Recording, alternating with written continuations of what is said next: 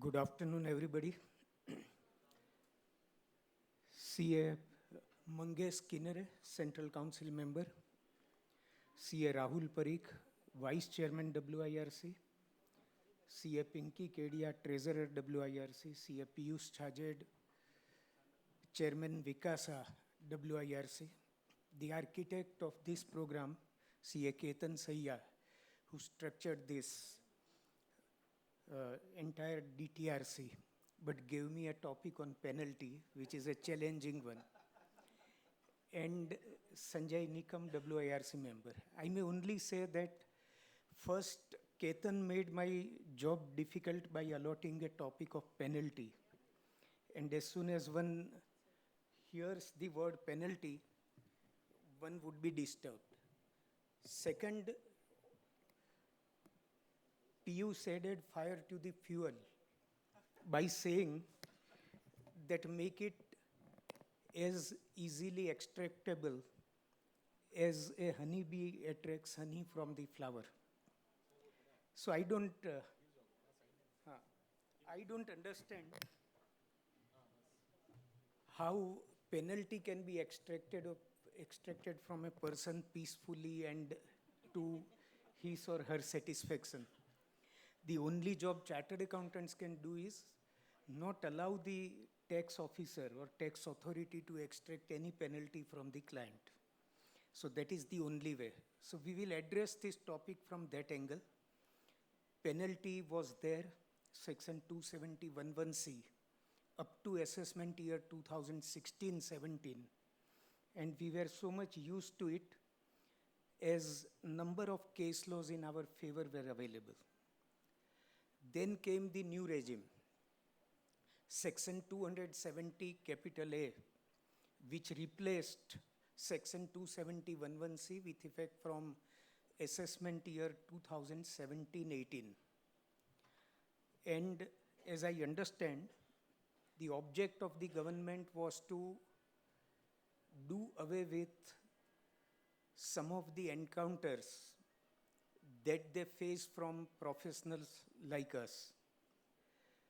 Because we used to challenge the levy of section 270(11)(c) penalty on the ground that it is wrongly initiated. So our starting point was not that I did not conceal any income. Our starting point was not that I did not furnish any inaccurate particulars. But our starting point was that the penalty initiation process itself is void ab initio.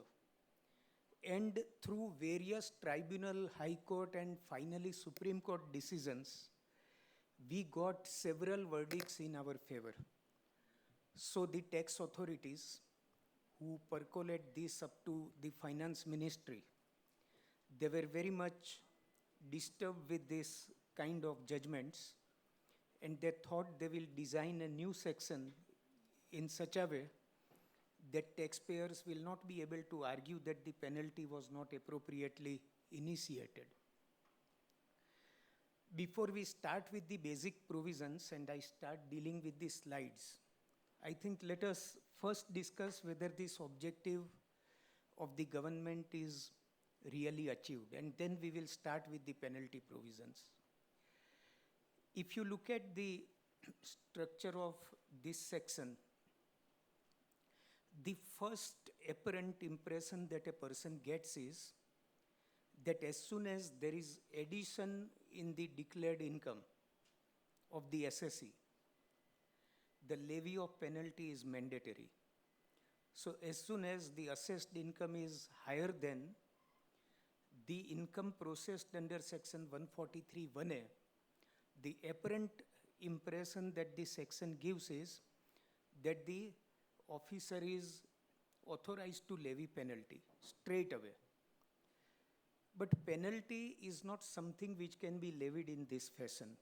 So if you analyze section 270A, subsection 6, subsection 9, several situations in which penalty cannot be levied, or the income cannot be regarded as underreported income, or income cannot be regarded as underreported income in consequence of misreporting.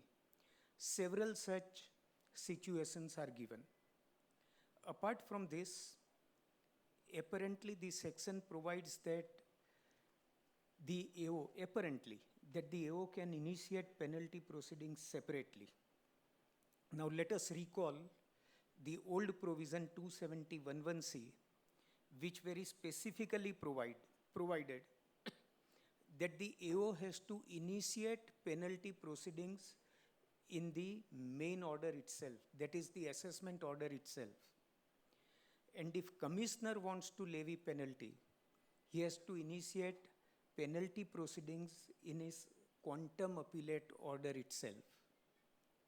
Or if the principal commissioner or commissioner wants to levy penalty in relation to a 263 order, he was supposed to initiate penalty proceedings in the 263 order itself.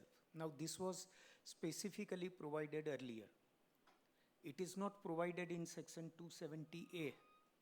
So does it mean that the officer is not supposed to initiate penalty proceedings in the assessment order itself or in the appellate or revision order itself? Now directly it looks like this, but if you look at time barring provisions, section 275 deals with the time limit for levy of penalty. And there this section has not been amended, and it always refers to the time limit, end of financial year, from the date on which the order from which the penalty emerges was passed. So if the time limit is counted from the date on which the assessment order was received by the assessee, then AO cannot initiate penalty proceedings after 6 or 12 months at his good wish. So he has to initiate penalty proceedings in the order itself. So this impression that this section apparently gives does not hold good. Let me give another example where it becomes mandatory for the officer to initiate penalty proceedings in the assessment order itself. There are 3 reasons for which I would say that the penalty proceedings, if it is to be levied, should be initiated in the assessment order itself. Now, second reason is that section 270AA provides immunity from penalty, provided you pay the tax and interest, you do not go in appeal. But again, the date for application for immunity runs from the date of the order from which the penalty proceedings are emanated. So again, there the time limit of 6 months runs from the date of the receipt of the assessment order. Third reason, that if penalty proceedings are not initiated in the assessment order itself, how will the officer give effect to clauses A to E in subsection 6 of section 270A, which provide for exceptions that in these situations penalty cannot be levied? So the officer, if he has made say 10 additions or 5 additions, he has to choose additions in relation to which penalty is leviable. It is not that every addition results into levy of penalty under section 270A, and we will see those 5 situations little later. So these are the 3 reasons. Number 1, the time barring limit for levy of penalty, section 275. Number 2, the time limit for making application for immunity under section 270AA. Both these time limits run from the date of receipt of assessment order. So if the penalty proceedings are initiated separately and later, this time barring limit would either expire or will get shortened. And third reason, that penalty is not leviable in respect of every addition that is made in the assessment order or appellate order or revision order. And therefore, the initiation should commence in the assessment order itself or the appellate order or revision order itself.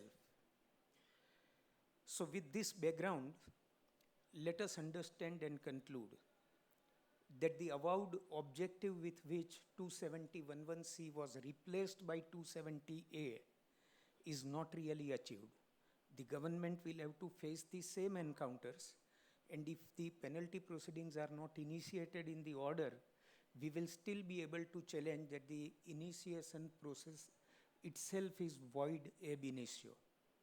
So with this, now today basically we will deal with two sections, 270A, levy of penalty, and second 270AA, where immunity is granted from levy of penalty, and two incidental sections, 271 AAB and AAC, also we will cover. So first, imposition of penalty. The Finance Act 2016 made a significant amendment by introducing a new section 270A, which became applicable from assessment year 2017-18. It is fairly new section, and you will find that in the PowerPoint presentation, very few case laws are covered, because from 2017-18, penalties were levied after the assessment orders, revision orders, appellate orders, and a very few of these penalty proceedings reached up to tribunal level. So we have very few precedents on this section itself, although some of the precedents of 270.11c are also helpful because of similarity in language, etc. But for this section, we don't have many precedents. Now, the primary objective of this section is to deter taxpayers from underreporting or misreporting their income.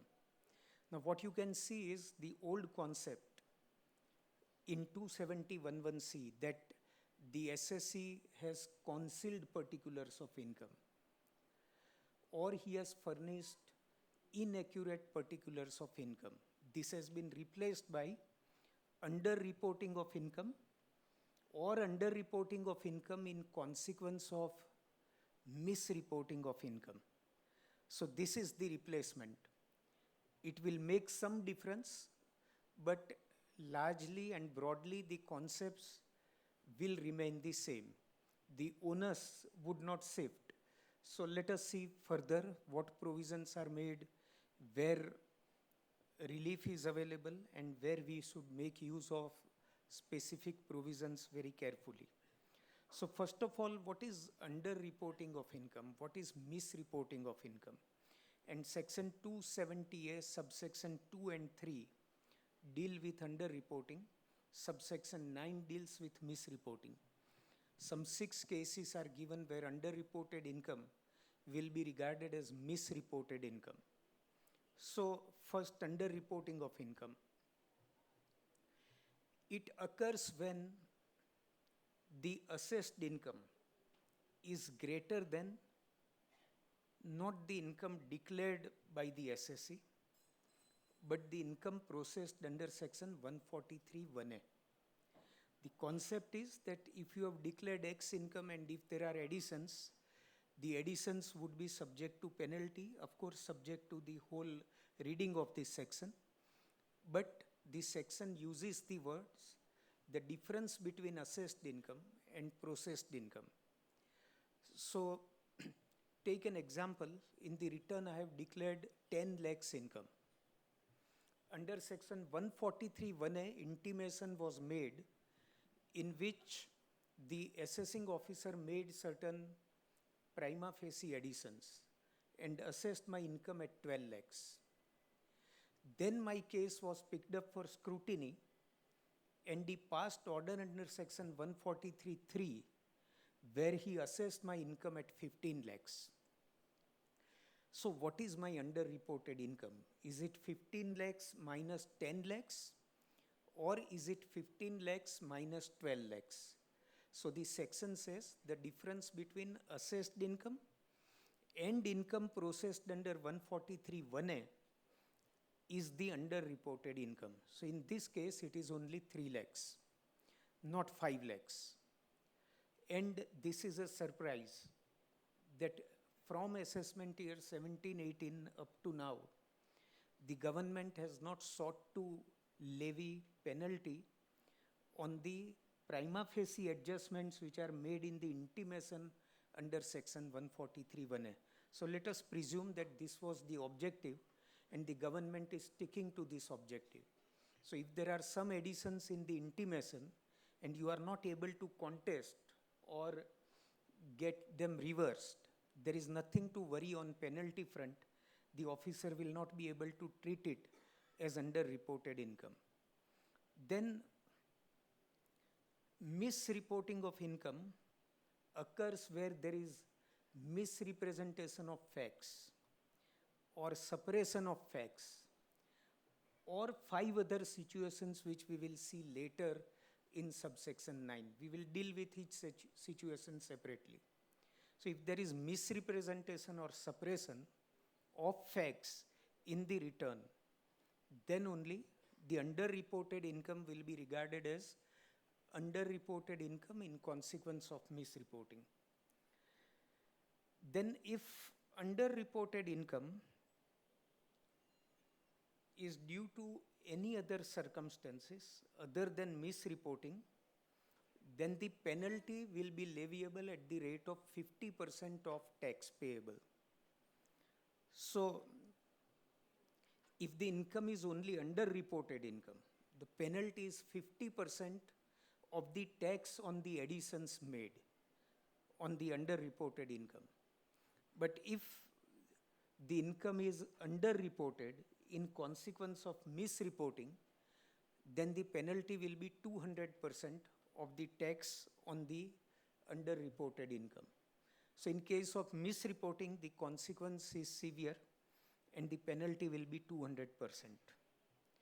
Now, the assessing officer or CIT appeals or CIT or principal CIT may during the course of any proceedings under this act direct that any person who has underreported income shall be liable to pay penalty. Now again, let us make it clear, in the case of AO, the relevant order is assessment order, in which he may have made additions. In the case of CIT appeals, suppose the AO has assessed your income at 15 lakhs, but when you appeal, you know that CIT appeals has power to even make further additions, because his power is coterminous with the power of the assessing officer. So if he has made addition of say 2 lakhs, the commissioner appeals can levy penalty on this 2 lakhs. It is underreported income. Then when will CIT or principal CIT levy penalty under this section? So if principal CIT or CIT invoked section 263 and passed revisionary order under section 263 and has made addition, then that addition will be regarded as underreported income, provided all other situations are satisfied, and then he will be able to levy penalty on this underreported income. So let us now see the situations in which a person shall be considered to have underreported income, and in that case, what will be the quantum of underreported income? Now, I will deal with those 5 situations, clauses A to E of subsection 6 little later. If those additions are made, they will not be considered as underreported income. But the other additions will be considered as underreported income. So how do we compute underreported income is given briefly here. It is just a formula. There is nothing to understand, but those 5 exceptions are important, and we will try to understand them with the help of some examples. So the income assessed is greater than the income processed under section 143(1)(a).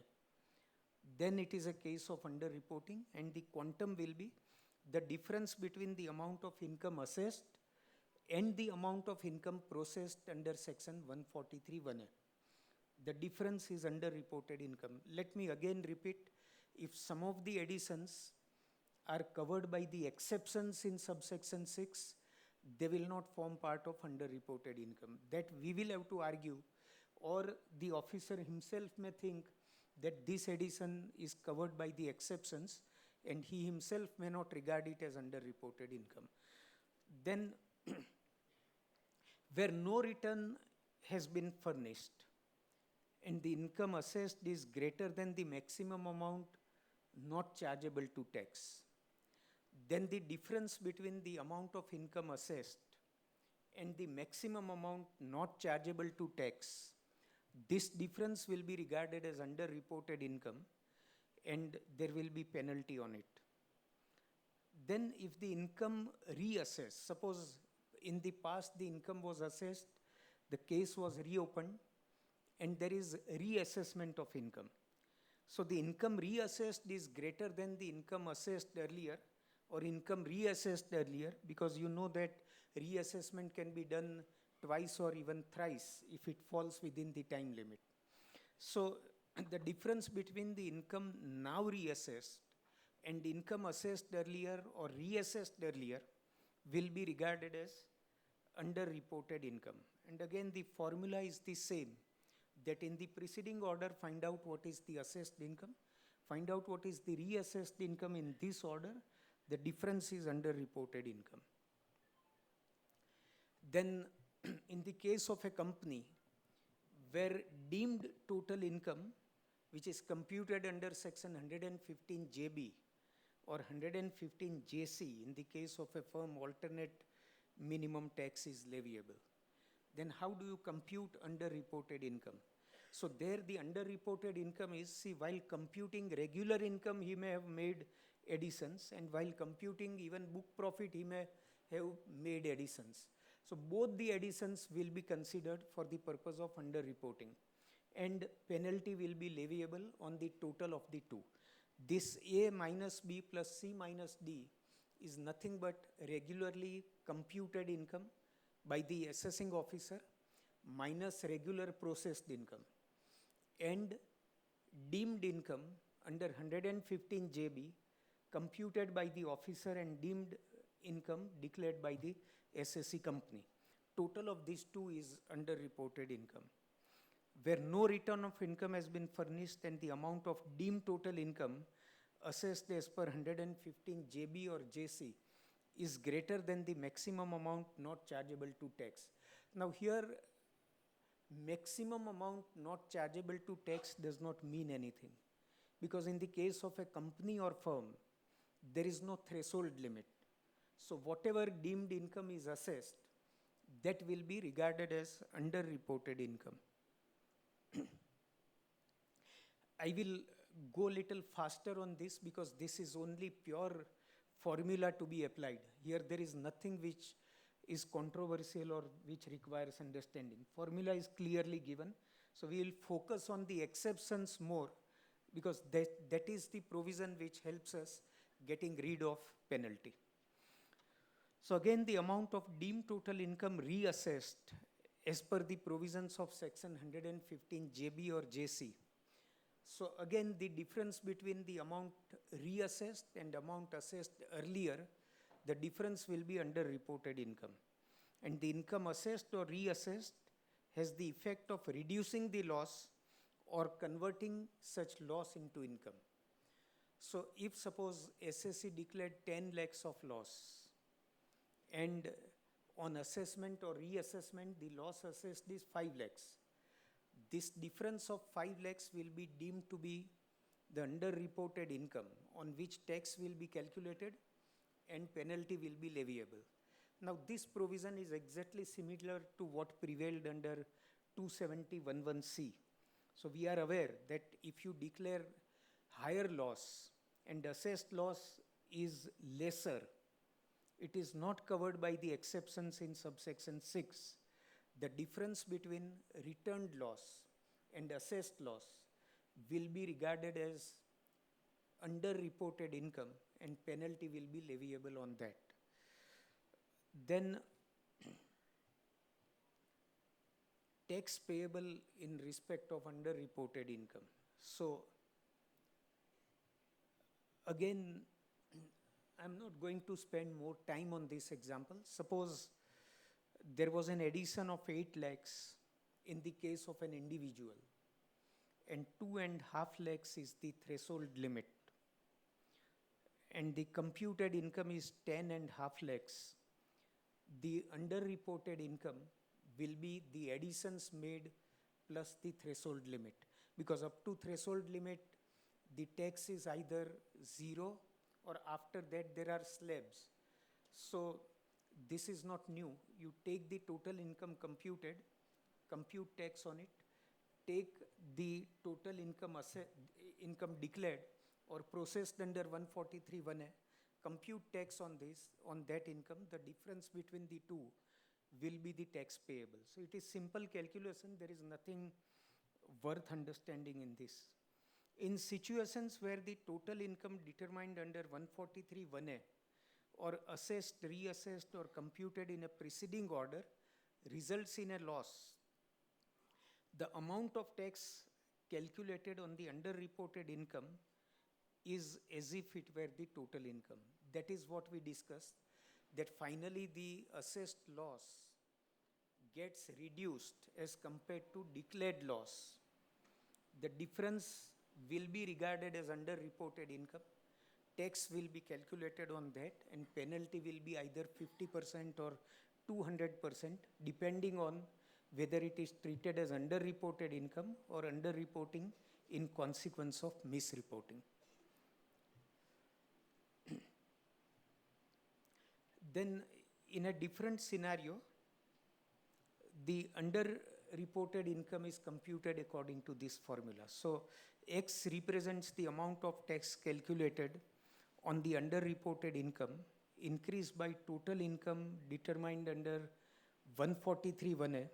Now see, we know that income tax law, they make complicated by giving you this kind of formula, that you take the additions. In those additions, you add the income which was computed under 143(1)(a), then reduce the income processed under 143(1)(a), you will arrive at the same figure which was added.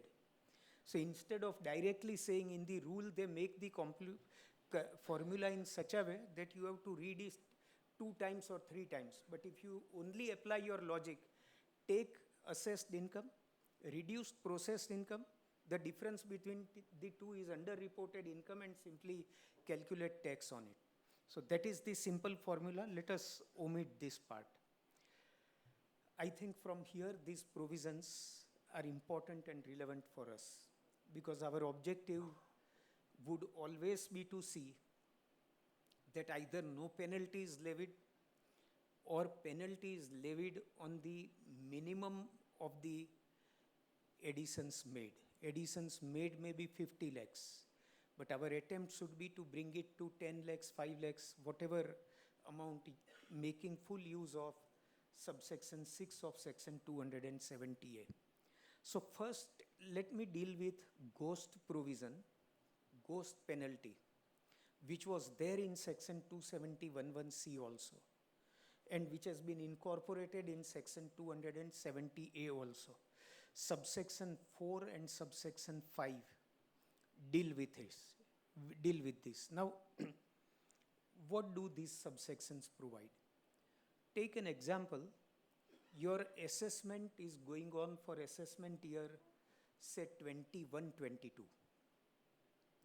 And the assessing officer finds that in this assessment year, you have made certain investments.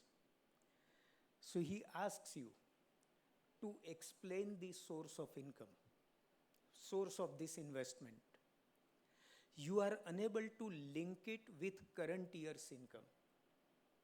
And you give him an explanation that, see, last year, for assessment year 2021, or maybe 1 year before, say assessment year 1920, the officer made addition of 10 lakhs of rupees in my returned income.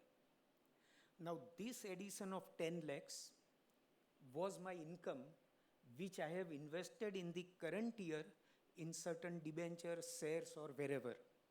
So the source lies in the preceding year.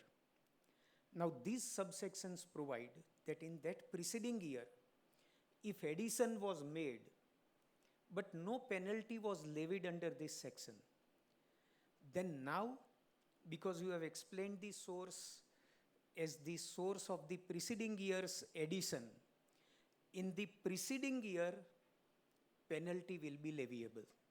Now here there are two obstacles, please try to understand. One is that in the assessment order of preceding year, the AO has not initiated penalty proceeding. So will he be able to initiate penalty proceedings now on the basis of this explanation? So here this is an explanation, this is an exception provided by subsection 4, and he will be able to commence penalty proceedings now for assessment year 2021. Although in the assessment order of 2021, he made the addition but did not initiate penalty proceeding. But another hurdle for the officer would be that if the time limit is computed as per section 275 and it is with reference to date of receipt of assessment order of the relevant assessment year, and here the relevant assessment year is 2021, in which he wants to levy the penalty. If the time limit under 275 has already expired, he will not be able to initiate these penalty proceedings. Some of the officers made attempt and they said that no, this time limit does not apply, so I will levy penalty, you do what you like. So those cases are pending in appeal. And as I told you that because these penalty provisions are very new, they commence from assessment year 17-18, all these cases have not been decided, they are lying in the tribunal at present. Let us see what judgment tribunal gives. But if you read section 275, it does not provide for an exception of extending the time limit provided by virtue of subsection 4 if penalty is being levied for an earlier year. So that will be a hurdle for the officer, and you may check that if you are explaining this, that source of my investment in the current year lies in the addition made in the preceding year, then first if he issues a penalty notice, check whether time limit has expired and first confront him on the time barring limit. And then only on merits you argue the case, so that in appeal also you can take up the stand that this initiation itself is time barred. So this is the ghost provision, as I told you, that in the current year you are not able to relate investment with current year's income, and you explain the source lying in the addition made in the preceding year, then in that case penalty will be leviable. The only point is, suppose the source lies in addition made in assessment year 16-17, when 270A was not there. At that time 27011C was there. Can he initiate penalty proceedings under section 27011C? It is doubtful, because that provision is over and he cannot invoke the old provision and start penalty proceedings under that section. Again, time barring limit is another issue which he will have to confront, and let us see what tribunals decide in the future. So this is about subsection 4 and 5. Now subsection 6 and an important section. Additions are made, and subsection 6 provides that certain additions will not be regarded as underreported income. What are these additions? They have given it theoretically. Let us understand with practical examples also. So the first exception in clause A is the amount of income in respect of which the SSE offers an explanation. SSE offers an explanation, and the AO or CIT or principal CIT or CIT appeals, depending on what are the proceedings, assessment, appeal or revision, is satisfied that the explanation is bona fide. Now, it is very difficult for an officer to say that the explanation is bona fide, generally. But what this exception provides, and let me give an example. Suppose there is a related party transaction. Expenditure is paid to a relative. It falls under section 40A2, which itself says that if you have made payment to relative and the expenditure is found to be excessive or unreasonable, having regard to the prevailing fair market value, the difference may be treated as income. It may be added. Now here the SSE has already declared related party transaction, either in the return or in the tax audit report or during the course of assessment. He has provided explanation why X price was paid to a related party. What was the prevailing market price? And many times, prevailing market price does not relate to price prevailing in one area. It depends on where the product is bought from. And if the assessing officer says that, no, I will make addition, but the SSE has explained, he has disclosed first all facts. What are the related party transactions? What are the comparable prices? Why a particular price was paid and why it is reasonable? But the AO is not satisfied. After all, 48.2 is subjective. So in that case, clause A says that if the AO or CIT appeals is satisfied that the explanation is bona fide, then it will not be, the addition will not be regarded as underreported income. So this is the exception, and one may make use of it if your case is of similar type. Then next is the amount of underreported income is determined on the basis of an estimate. If the accounts are correct and complete to the satisfaction of AO, CITA, CIT or principal CIT, but the method employed is such that the income cannot properly be deduced from the accounts. So books of account are maintained, all transactions are properly recorded, and the AO is satisfied that all transactions are recorded properly. But the method of computing the income is such, or the method of drawing profit and loss account is such, that the AO is not satisfied that the computed income is correct. So he computes income according to his own method. There are many situations in which estimated income is computed. For example, take case of a developer or a contractor where income may be declared on completed contract method by the SSE, and AO or CIT appeals feels that no, percentage completion method is correct, this is not correct. So although in books of account all entries are correctly made, although completed contract method is correctly followed by the SSE, but that is not the method that I want to accept. I want to go by percentage of completion method. And suppose the income computed is higher than what SSE declared, it will not be regarded as underreported income. So this is another example, estimated income. After all, even on percentage of completion method, the income is computed on estimated basis. You have to make so many assumptions and compute proportionately what are the expenses pertaining to the part of income which is being considered as income. So this is another exception.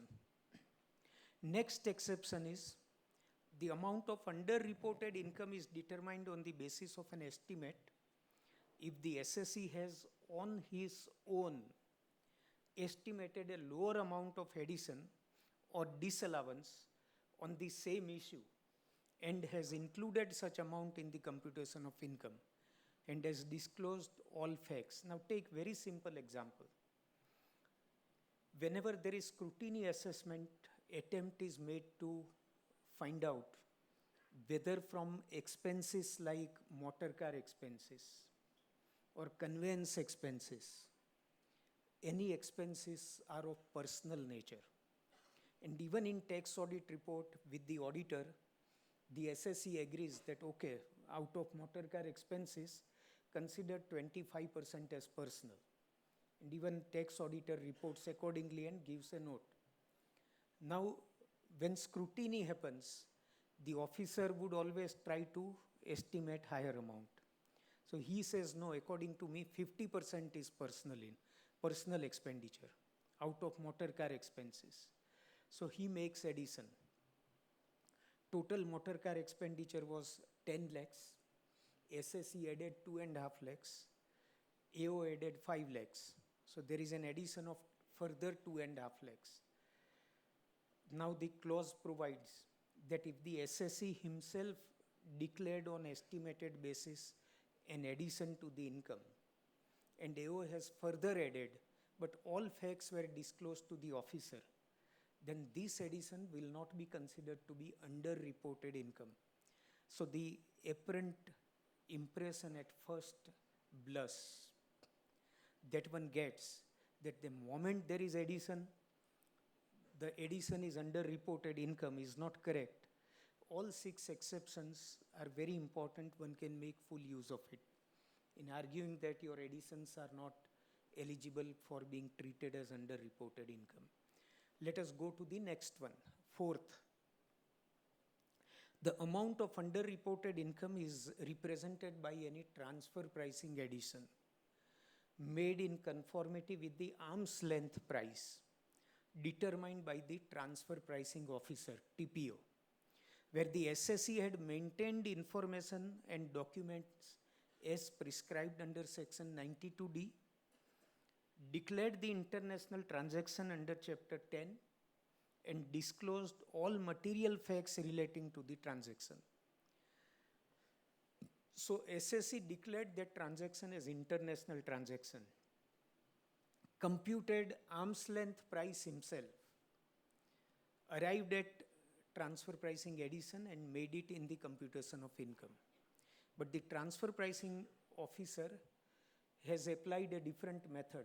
He has applied different filters, and he arrives at higher addition.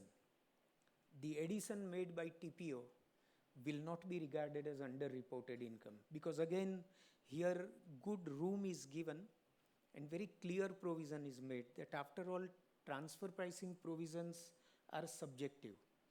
One may have different opinion about filters to be selected, method to be applied, and officer may have different view. So on the basis of just difference of opinion, if addition is made, it should not be subjected to penalty. And these are good exceptions provided in this section itself. Now last one, the amount of undisclosed income referred to in section 271 AAB. If there is a search in the premises of an SSE and additions are made in relation to the years for which search assessments are made, then in relation to these additions, separate provision exists, separate penalty provision exists under section 271 AAB. And in this section, it is specifically provided that in such cases, penalty can be levied only under 271 AAB. No penalty under 270A will be levied. Now here, there is slight advantage if you go by 271 AAB, because there tax is leviable on searched income at 60% and penalty is leviable only at 10%. But on this 60% tax, surcharge is payable at 25%. So on 60, 25% is 15, 75. Plus on 60, 10% penalty, it will come to almost 81% in such cases. But if you go by 270A, and if suppose the income is regarded as underreported income in consequence of misreporting, then let us take highest slab of 30%, on which 200% tax means 60%, 30 plus 60, 90 plus surcharge and whatever is applicable. So it will be slightly higher than the penalty in the case of search. One more care that you should take. I think the officer would know, but if he doesn't know and gives you notice for levying penalty under 270A, then you can point out that it is not leviable under this section. What is that situation? Suppose while making the assessment, he has made some assessments, some additions under section 68, 69, 69A, 69BCD. Unexplained cash credit, unexplained investment, unexplained expenditure. He has made additions on that account. Then tax is payable as per section 115BBE on these additions at 60%. And penalty is leviable under section 271 AAC at the rate of 10%.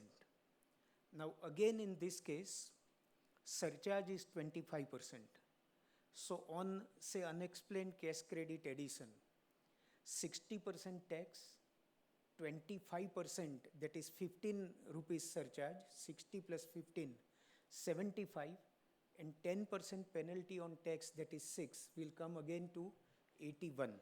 So it is again lower than what you would pay under 270A, because if it is unexplained cash credit, otherwise it will fall under misreported income. But there is a specific provision, and very specifically 271 AAC lays down that penalty in case of such additions will be leviable only under 271 AAC and not under 270A. So if the officer issues notice under this section, it can be pointed out, and at least the percentage will be little lower than percentage under this section. Now here we have already discussed that subsection 8 says that if underreporting is in consequence of misreporting, then the penalty will be leviable at the rate of 200% of the tax on the additions made. So this is simply the percentage on misreported income. Now when income will be considered to be misreported? Underreporting in consequence of misreporting. 6 clauses are given to subsection 9, and in these 6 clauses, the situations are given when underreported income will be regarded as in consequence of misreporting. So the first is where there is misrepresentation of facts or suppression of facts, and little later you will see that 2, 3, 4, 5 and 6 are also covered in clause first. In 2, 3, 4, 5, 6 also there is suppression of facts, misrepresentation of facts. In that case, underreported income will be regarded as misreporting of income. Second is failure to record investments in books of account.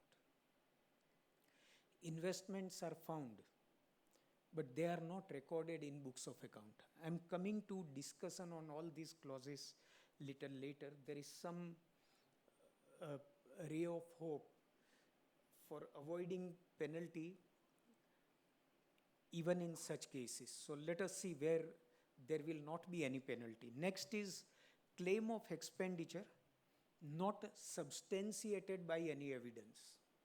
So again, it will be regarded as misreported income. Fourth is recording of any false entry in the books of account. You record false purchases and sales. In consequence of this, penalty can be levied. But again, we will discuss whether in case of every false entry there will be penalty or not. Next is failure to record any receipt in books of account having a bearing on total income. Having a bearing on total income is important. And last, failure to report any international transaction or any transaction deemed to be an international transaction or any specified domestic transaction to which the provisions of chapter 10 applies. So let us go one by one.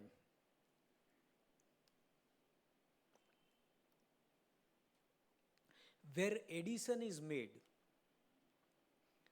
on account of misrepresentation of facts or suppression of facts, the addition will certainly be regarded as underreporting in consequence of misreporting. There is no leeway if addition is made. Second is failure to record investments in books of account. Now it is possible that a person has inherited certain investments and forgot to enter in his balance sheet. He should have added and raised the capital. He forgot. But he has valid explanation that, see, my grandfather expired and through his will, I inherited these investments but forgot to enter in my balance sheet. So the source is explained. He has not recorded these investments in books of account. That itself is not enough to treat the amount of investment as underreporting of income in consequence of misreporting.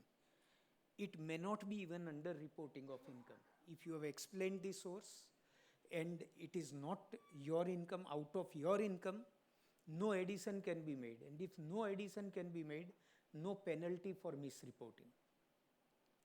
Next is claim of expenditure not substantiated by any evidence.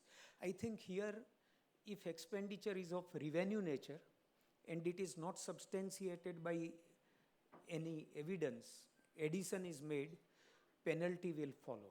So there does not appear to be any way out. But the next is recording of false entry in the books of account. Now, many times it is observed that some people who obtain loan from banks expect higher turnover. And many times they record false purchases, false sales. Maybe they pay GST or bear the consequences. But if suppose the debit and credit are equal, then in spite of recording false entry, he would not be in a position to levy any penalty. Now we have a number of judgments under 270(11)(c). When bogus purchases and bogus sales were detected by the department, the additions made in the income could be substantially reduced.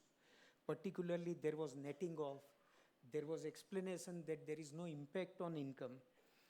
There was explanation why these purchases, sales were recorded. Of course, today the situation is very different. It was old time, but now under PMLA, what would be the consequences is another question that one may have to address. But here again, if we look at it purely from misreporting of income point of view, one can certainly demonstrate that false entries do not reflect any income, and if they do not reflect any income, you cannot simply pick up the figure of false entry and make the addition and levy penalty on it. Next is failure to record any receipt in books of account having a bearing on total income. Now, many times we have observed that small taxpayers who are traders and proprietors, they maintain separate books for business, and these books are audited and audit report is given. Whereas they have personal saving account, many times it is possible not to show that saving account to the auditor if there are no business entries in the saving account. Now, sometimes what I have practically observed in the past, that a person takes unsecured loan from somebody. He takes it in his personal saving account and then transfers here. But the loan entry is not recorded, it gets added in the capital, so far as business accounts are concerned. Now, can the officer say that this receipt was in your saving account? It was in the form of loan, but you are covered by this. You have not recorded this receipt in the business account. In such a case, where this situation is explained, and basically the source, although there is addition in the capital, the source is unsecured loan. The officer has to accept the source, and such an amount cannot be regarded as failure to record receipt in books of account, and it can't be added nor penalty can be levied on it. So these are practical examples of where these clauses would help us and where they would not help, and penalty would be levied, there would be misreporting.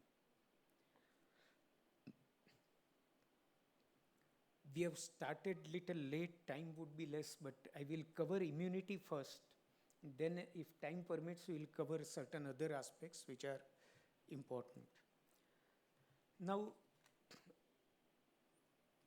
conditions which are required to be fulfilled by SSC, where penalty is levied under 270A, there is a provision under which SSC can claim immunity. But here remember one basic principle, that if penalty is levied under 270A by treating underreported income in consequence of misreporting, then welcome Rajan Bhash, next speaker. So there is an indication. I will try to, of course, this immunity part only is left, I will complete. So if the addition is regarded as underreporting in consequence of misreporting, immunity is not available under 270AA. So this basic principle you may remember, if there is misreporting, no immunity. Now, if there is underreporting without misreporting, what are the conditions to be satisfied by the SSC to claim immunity? The SSC should pay tax and interest as per the assessment or reassessment order under section 143(3) or 147, and this must be made within the specified period mentioned in the demand notice. In 30 days' time, this demand should be paid, tax as well as interest. There should be no appeal filed against the assessment order. So if you are claiming immunity against penalty, you cannot go in appeal and at the same time claim immunity from penalty.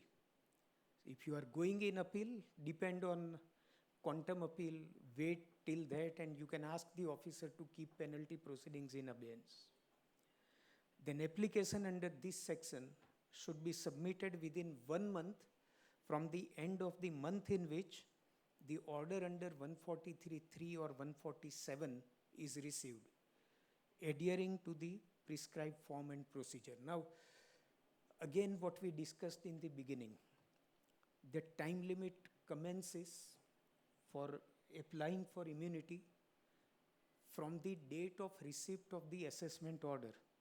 So you cannot apply for immunity if the officer has not initiated penalty proceedings in the assessment order. And that is why we discussed in detail from which date, whether penalty proceedings can be separately initiated or it should be initiated in the assessment order, reassessment order, or appellate order or revision order itself. Then AO shall grant immunity subject to these conditions being satisfied. So again, AO does not have discretion. If conditions are satisfied, he has to grant immunity. So taxes and interests have been paid within the time limits that we discussed. The time limit for filing appeal under section 249(2) has expired. So if you apply and you have not filed appeal, he will wait till that 30 days time expires for filing the appeal, and then only he will pass the order granting immunity. And immunity under section 270AA will not be granted if underreporting is due to misreporting. Section itself provides, and that is why we discussed that if it is misreporting of income, then you can't apply for immunity. Now,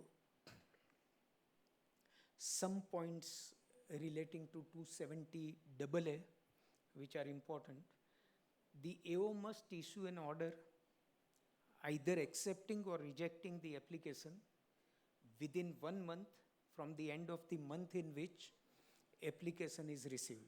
So time limit for him to pass order, he has to either accept or reject but pass the order. The AO's decision under this section is final. So it is not appealable, it is final decision of AO, whether to grant immunity or not. Once application is accepted, no appeal under 246A or revision application under 264 against the assessment or reassessment order will be entertained. So no appeal, no revision under 264. If the application is rejected, the assessee will be provided with an opportunity to be heard. So if he wants to reject the application, he has to provide opportunity of being heard. On this, we have got some decisions, although we do not have more judgments on the substantive provision, levy of penalty regarding as underreporting or misreporting.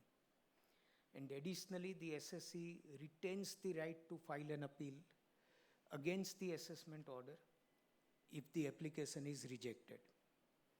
So the period from the date of filing the application till the rejection of the application will be excluded. You know that there is 30 days time, but if you have applied say after 15 days and AO takes another 1 month to reply and reject your application, that period of 1 month will be excluded for counting the limit for filing the appeal.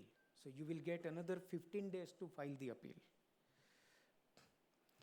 And the limited judgments which are available, apart from what we discussed, is in case of Natarajan Anand Kumar, where competent authority rejected SSC's application requesting for immunity from imposition of penalty on grounds that the SSC paid demanded amount beyond the specified period and application was not made within specified period, since gross total income and total tax liability disclosed by the SSC in return were accepted in assessment order, delay of 30 days in filing application deserved to be condoned. Now, there is no specific provision for condonation of delay in this section itself. But the tribunal said, Madras High Court ruled that delay of 30 days is not much and it needs to be condoned because all other conditions are satisfied. The tax and interest are both paid though late. Now it is a condition in this section, in spite of that, this judgment in favor of the SSC. The next is Delhi High Court judgment, where SSC's application for immunity was rejected on the ground that it was filed beyond stipulated time limit. No opportunity of being heard was given. The court said that SSC should be given opportunity of being heard. So indirectly, if you are able to establish reasons for late filing of application or late payment of tax and interest, then the officer has to consider your application for immunity from penalty. And in this case, again Delhi High Court, penalty was levied alleging misreporting of income. But the fact that SSC furnished all details of transactions relating to disallowance made under section 14A and AO as well as SSC had used the same details to arrive at different quantum, this by no stretch of imagination could be regarded as misreporting. Now see this High Court judgment. I think it was a writ petition mostly. That there is an addition, and if you want to apply for immunity, then you should not go in appeal. Now, if there is misreporting, you cannot apply for immunity.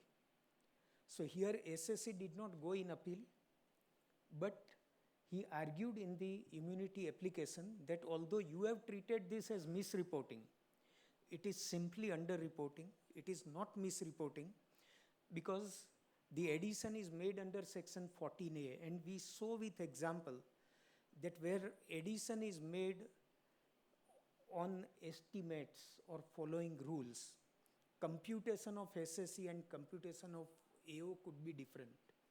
So if no facts are suppressed, if there is no misrepresentation, all materials are disclosed, but a different calculation is arrived at by the SSC and AO, it cannot be regarded as misreporting of income. So in the immunity application, the SSC argues that this is not misreporting.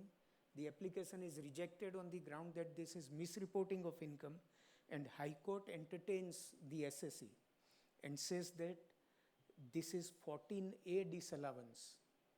So expenditure related to exempt income, which is governed, the calculation itself is governed by rule. So if all facts are disclosed, this is not misreporting, and you should hear the case and entertain the application for immunity. Last is where GST input credit was mistakenly merged with expenses. And the same was suo motu surrendered by the SSC by revising income return. Revenue imposed penalty under 270A. As the revenue was not sure whether it was a case of misrepresentation or suppression of facts or claim of expense. Section 270A9 were not attracted, and the SSC was granted immunity. So again, same, addition is made, SSC himself offered the addition, and AO treated this as misreporting of income. So without going in appeal, the SSC goes to the court and says, this is not misreporting. And in spite of that, the AO has not entertained my immunity application. And the court directs that the immunity application is grantable. So these are the cases. This is on the same ground. I am not dealing with it because same facts. So we had several examples on how these 6 exceptions to be used in subsection 6. The provisions are all theoretical, and we tried to see them with examples. Again, misreporting of income, although 6 clauses are there, we saw where there is a scope that although there is false entry in books, although some investment is not recorded in books, in spite of that, it will not, if it doesn't result into any addition, it cannot result into misreporting of income. So with this, I think let us conclude here. The topic was as such unpleasant, but we had to make it pleasant by seeing where we can save penalties and get immunities. Thank you so much to WIRC for giving me the opportunity, and to you all for patiently listening.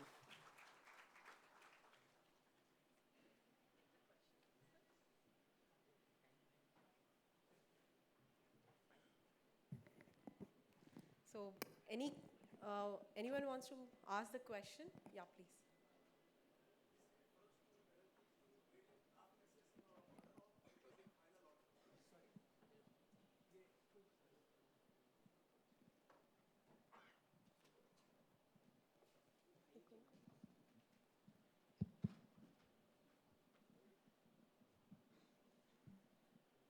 This reference to penalty is to be made in draft assessment order also, or it is suffice it is in final order?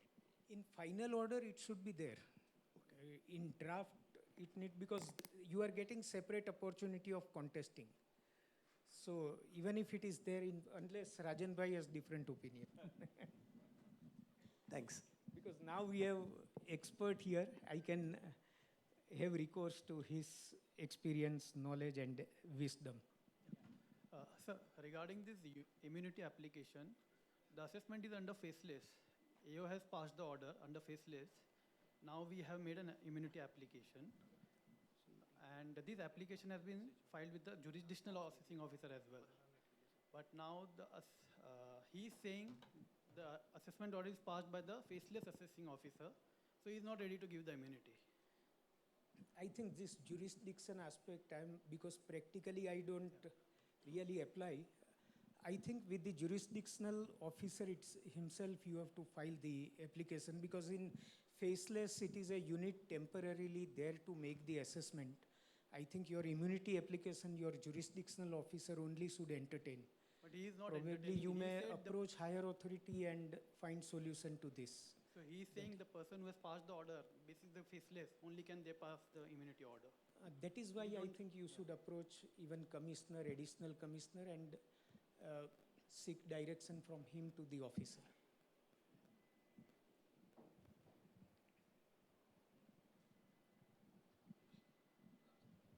Sir, Last question. there are 3 additions in the assessment order.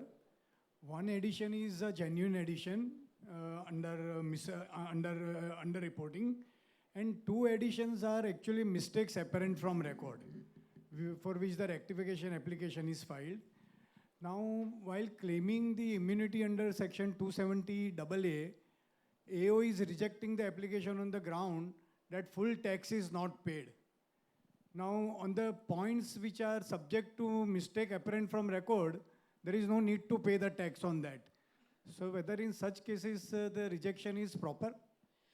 I think time limit may expire for him to reject or accept. So probably the practical way could be, if the amount of tax and interest payable on these additions which are subject to rectification, you may for the time being pay the tax, it will be refunded if rectification is done. So that is what I can practically think, unless there is another. This seems to be the practical way of doing. Right, but paying the tax on that amount which is rectifiable will be quite harsh on the SSE. Yeah, but I Just think to get in the relief under immunity- 270 AA. immunity time limit will get time barred, and if it is not paid, the AO on technical ground will reject. Right. And sir, just one last question. Whether in the assessment order the AO should specifically mention that he is initiating the penalty under 270 AA under underreporting or misreporting, or he can just say that penalty is being initiated under 270A? According to me, misreporting he may decide later, but he may simply indicate he initiates penalty proceedings under 270A. Underreporting, misreporting, because you have got opportunities to explain all these 6 clauses. And again, your case may fall even within those 5 clauses of subsection 6 where you can argue. So simply initiating under 270A would be good enough. Okay, thank you, Nihar bhai. So last question, please. That side. I recognize the presence of Central Council member CA Preeti Savla, and of course Rajan Vora sir is with us, Regional Council member Sanjay Nikam. If the SSC suo moto offers an income in the return filed under section 148, would penalty under section 270A would apply? If he has filed under 140A, he has himself declared the income. Yes. Penalty should not be leviable. Okay. Yeah. Thank you. Okay. So on behalf of Western India Regional Council, I extend my heartfelt gratitude to Nihar sir for his enlightening session on section 270 of Income Tax Act, and of course intricacy of drafting a reply to the show cause notice. Sir, your deep insight and practical guidance have undoubtedly enriched our understanding on this critical aspect. and the clarity with which you explain complex and critical legal concept and the nuances of the drafting process is truly commendable. And I'm confident that everyone present here has been greatly influenced with your expertise and knowledge. So we deeply appreciate the time and efforts you took, and today you agree to be with us. Thank you so much, sir, for your sharing your knowledge and be with us. So here we will stop for a 10 minutes break, and then again we'll start our second session. Thank you so much.